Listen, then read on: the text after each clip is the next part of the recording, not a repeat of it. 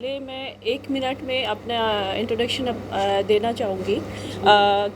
मैं हरियाणा के एक छोटे से गांव में मेरा जन्म हुआ और बहुत छोटी उम्र में 17 साल में मेरी शादी हो गई थी। और शादी के बाद जो परिवार मुझे मिला, बहुत अच्छा परिवार मिला। उन्होंने मुझे आगे बढ़ाया। जब मैंने इच्छा जाहिर की कि मैं समाज सेवा के क्षेत्र से जुड़ना चाहती हूँ और एक्टिंग लाइन में भी जाना चाहती हूँ, तो मेरे हस्बैंड ने, मेरी मदर इन लॉ ने मुझे बहुत सपोर्ट किया। हालांकि कुछ सालों तक घर से परमिशन नहीं मिली, क्योंकि हरियाणा में कुछ परिवार ऐसे होते हैं कि घर की बहू बेटियों को बाहर नहीं जाने का अवसर देते। लेकिन मेरे कुछ साल तक मनाने के बाद मुझे वो अवसर मिला और मैं पिछले 12 साल से एक्टिव पॉलिटिक्स में हूँ और भारतीय जनता पार्टी में नेशनल स्तर पे मैंने कई पदों पे रह के पार्टी के लिए काम किया है, जिम्मेदारियां निभाई हैं। और उसी के चलते मैं आज हरियाणा में वाइस प्रेसिडेंट हूँ, महिला मोर्चा। और मैंने हरियाणा की हॉट सीट, जो कि सीएम जहाँ से 3 बार रहे भजन लाल जी, उनके बेटे के सामने 2019 में अभी चुनाव लड़ा और पहली बार भारतीय जनता पार्टी के इतिहास में सबसे ज़्यादा 35,000 की संख्या में वोट प्राप्त किए। और हरियाणा में की राजनीति में गूगल पे सर्च की जाने वाली सबसे बड़ी पर्सनैलिटी, पॉलिटिशियन गूगल पे मैं 2019 में रही हूँ। और उसके बाद जैसे मुझे बिग बॉस से मुझे निमंत्रण आया, तो उसके लिए मुझे यहाँ पे मैं आई भी, बड़ी खुशी के साथ आई। तो पीछे का जो मेरा सफ़र था, कुछ राजनीति के साथ साथ मैंने एक्टिंग लाइन में भी काम किया। जैसे मैं दूरदर्शन हरियाणा में 3 साल के लिए एंकर रही, एक हिंदी कार्यक्रम की, और मैंने 3 फिल्में भी की हैं, जिसमें एक फ़िल्म जिमी शेरगिल के अपोजिट मैंने काम किया, दूसरी में मैंने रवि किशन के, और एक हरियाणवी फिल्म छोरियां छोरों से कम नहीं होती में सतीश कौशिक जी के डायरेक्शन में मैंने काम किया। और जी टीवी के 2 शो भी किए मैंने, अम्मा और टशने इश्क में थोड़ा काम किया। तो ये सब चीज़ें साथ साथ मेरा एक्टिंग करियर भी चल रहा था और राजनीति भी चल रही थी, वो आज भी कंटिन्यू है, दोनों चीज़ें साथ चलती हैं। और कुछ लोगों को गलतफहमी होती है कि मैं टिकटॉक से राजनीति में आ गई, कि मैं टिकटॉक स्टार रही तो राजनीति में मुझे बीजेपी ने टिकट दिया, जबकि ऐसा नहीं है। टिकटॉक एक एंटरटेनमेंट का हिस्सा था, जो मैं, मेरे मन की जो इच्छाएं थी, गाना गाने का शौक़ रखती हूँ, डांस करने का शौक़ रखती हूँ, वो टिकटॉक के माध्यम से मैंने अपने आप को वहाँ पे दिखाने के लिए या अपने आप को एंजॉय करने के लिए वो सब चीज़ें की। और अब जब बिग बॉस के घर में मुझे जाने का अवसर मिला, तो मुझे जो जीवन में पहले कभी एक्सपीरियंस नहीं रहा, वो चीज़ें मैंने वहाँ दिखाई भी दी और मुझे कुछ सीखने को भी मिला। और मुझे लगता है कहीं ना कहीं मुझे एक मजबूती भी मिली शो में जाने से।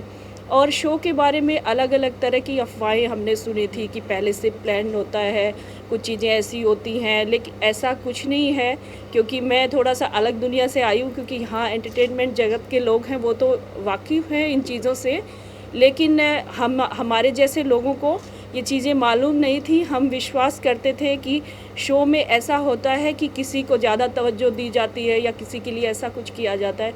तो मुझे नहीं लगता ये चीज़ें हैं, क्योंकि शो में सब एक बराबर हैं और वहाँ पे सिर्फ आपको घर के अंदर ले जाके छोड़ दिया जाता है, बाकी आपको ही करना होता है कुछ। और जैसे कि आपका पहला सवाल मेरे से ये है कि जब प्रेस के दौरान वहाँ पे मैं खुल के नहीं बता पाई, वो जो चीज़ें हैं वो मैं आपसे शेयर करना चाहूँगी। उस दिन एक टास्क मिला था कि न्यूज़पेपर में जो पर्सनैलिटी सबसे ज़्यादा वहाँ पे पॉपुलर है बाहर के लोगों के बीच में, कौन होगा। तो वहाँ पे डिस्कशन जो हुआ, उसमें सबसे पहले रुबीना जी हर टास्क की फ़ाइल पढ़ती है, जैसे उनको काम दिया जाता है, सब लोग उनको मानते भी कि हाँ चलो अच्छा पढ़ती, हिंदी और इंग्लिश उनकी काफ़ी अच्छी है, तो उस वजह से उनको टास्क फ़ाइल पढ़ने को दी जाती है। तो उस समय जैसे मेरा ज़िक्र आया 5 नंबर पे। 5 नंबर पे राखी ने कहा कि दीदी को होना चाहिए। आपको क्या लगता है कि वो हमारे फील्ड से नहीं है, तो वो क्या उनकी चर्चा नहीं हो रही होगी, या उनकी चर्चा तो इस विषय भी हो रही होगी कि एक पॉलिटिशियन है और बिग बॉस के घर में एंटर किया है, तो इसी से वो सुर्खियों में आई होंगी, तो उनको 5 नंबर से मेरे से पहले मेरे ख्याल से रहना चाहिए। उसके बाद राहुल और अली ने मुझे सपोर्ट किया इसमें, लेकिन रुबीना जी के द्वारा इसको इग्नोर कर दिया गया। उन्होंने कहा नहीं, हम नहीं मानते इनकी चर्चा हो रही होगी, क्योंकि ये बहुत लास्ट में आई हैं और बाकी लोगों की ज़्यादा चर्चाएं रही होंगी, क्योंकि 4 महीने से सब चल रहा है। तो वहाँ पे मैं ज़्यादा कुछ मैंने बोला नहीं। मुझे लगा कि चलिए ठीक है, ये लोग ज़्यादा पॉपुलर हैं तो इनकी तस्वीरें यहाँ पे लगनी चाहिए, उसको छोड़ दिया गया। लेकिन बिग बॉस हमेशा ये कहते हैं कि टास्क को पूरा करें, वो टास्क पूरा नहीं हो पाया। लेकिन काम्या जी जब वहाँ पहुँची, पत्रकारों ने बातचीत की, उसके बाद फिर उस टास्क को पूरा करने के लिए काम्या जी ने बोला, क्योंकि बिग बॉस ने आदेश किया था कि इसको पूरा करें।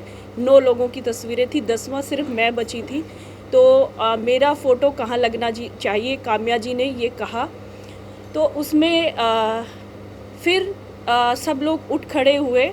अर्शी खान ने सिर्फ बोला कि सोनाली जी को होना चाहिए, इनमें से किसी एक जगह पे आप इनके बारे में हम अपनी राय देना चाहते हैं। लेकिन उसमें किसी की सुनी नहीं गई, क्योंकि रुबीना जी ने फिर से घुमा दिया मुद्दे को और उसको वहीं क्लोज़ कर दिया। तो मेरा ये सोचना है कि काम्या जी को उस बात पे ज़ोर देना चाहिए था कि इस टास्क को जब मुझे दिया गया है ये कार्यक्रम, तो इस टास्क को मैं पूरा करूं। तो वहाँ पे थोड़ा सा मुझे इग्नोर किया गया। और दूसरा, मुझसे सवाल पूछे गए, उसमें 3 सवाल थे, शायद खाना फेंकने वाली बात है एक, और उसमें मुझे क्लियर नहीं करने दिया गया, जिसमें रुबीना जी, अर्शी खान, ये लोग पीछे से बोलने लगे। आप लोगों ने हमेशा देखा होगा, मैं जब तक शो में रही, जब 2 लोग या 3 लोग भी बोल रहे होते थे, मैंने बीच में कभी नहीं बोला, कभी भी नहीं बोला। आप शो पीछे कभी भी देख सकते हैं, जब वो लोग बोल के अपनी बात ख़त्म कर देते थे, तब मैं पूछती थी क्या मैं अपनी राय दूं या मैं अपनी राय रख सकती हूं। मैं हमेशा ये पूछती थी, क्योंकि हम लोगों ने हमेशा से ये नियम बनाए हुए हैं। हम जिस पार्टी से ताल्लुक़ रखते हैं, हमें सिखाया गया है कि हमें अपनी जो राय है वो बताने के लिए भी पूछना चाहिए कम से कम। तो मेरा ये नियम है, सिद्धांत है, तो उसको मैंने फ़ॉलो किया। तो वहाँ पे जैसे मुझे अगर बोलने का अवसर मुझे ही मिला था, तो उसमें रुबीना जी और अर्शी खान को बीच में नहीं कूदना चाहिए था। मुझे वहाँ पे मेरी बात को क्लियर नहीं करने दिया गया। जो रोटी वाला मामला था, जो डस्टबिन की बात थी, अगर आप लोग उसमें खुल के जानना चाहते हैं तो एक पॉइंट है जो मैं बताना चाहती हूँ। उसमें हुआ ऐसे कि वहाँ पे खाना जो था, हमेशा अच्छे से राशन आता, सब ठीक ठाक था। लेकिन लास्ट में कैप्टनसी का जो टास्क था उसको ख़त्म ही कर दिया गया कि कैप्टनसी के लिए अभी कोई टास्क नहीं होगा, अब खाने के लिए होगा। आपको खाना तभी मिलेगा जब आप टास्क पूरा करेंगे, नहीं तो आपको लिमिट में कुछ चीज़ें दी जाएंगी और उन्हीं में आपको गुजर बसर करना पड़ेगा। तो उसमें थोड़ा आटा रखा हुआ था सुबह के लिए भी, रात में सबके लिए एक एक रोटी बननी थी। और मैं हमेशा दाल चावल नहीं खाती थी, क्योंकि मैं जिस एरिया से आती हूँ वहाँ दाल चावल कम खाए जाते हैं, वहाँ रोटी सब्ज़ी खाई जाती है, लस्सी दूध ज़्यादा लिया जाता है। तो वो मैंने कहा कि मैं दोपहर को एक रोटी खाई थी, तो मुझे भूख लगी है, मैं बना लेती हूँ। मैंने अली, राहुल और इन लोगों से, जो मेरे दोस्त थे, मैंने कहा, तो उन लोगों ने कहा बना लो, आप खा लो, कोई बात नहीं। क्योंकि वहाँ पे हर कोई, पहले जैसे अर्शी खान रात में सबके सोने के बाद अपना खाना बनाती थी, विकास भी अलग से अपना खाना हमेशा अलग से बनाता है। और मुझे लगा कि मुझे भी जिसकी ड्यूटी है, कोई बात नहीं, एक रोटी मैं अपनी बना लूँगी। तो उसमें मैंने उस दिन रोटी बनाई, और जैसे ही अर्शी खान की ड्यूटी थी रात में डिनर बनाने की, उसने मुझे रोटी बनाते हुए जैसे ही देखा तो वो बहुत ज़्यादा तिल मिला गई और मेरे ऊपर चढ़ गई पूरी तरह से, कि मुझे मतलब ऐसा फ़ील हुआ कि ये लड़की मुझे दोस्त मानती है, मैं इसको दोस्त मानती हूँ, एक बेड पे सोते हैं। तो इसने मेरे साथ मुझे हर्ट किया, इसने एक रोटी के लिए।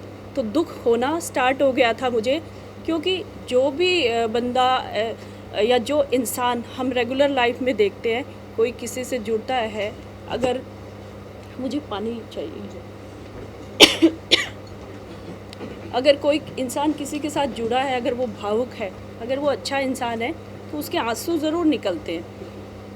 अगर किसी के लिए दिल में दर्द नहीं होता, सम्मान नहीं होता, तो वो नहीं रोता कभी भी। जो कठोर होता है वो कभी नहीं रोता। तो मैं खाना खाते खाते मेरे आंसू निकलने लगे, मैं रोने लग गई थी।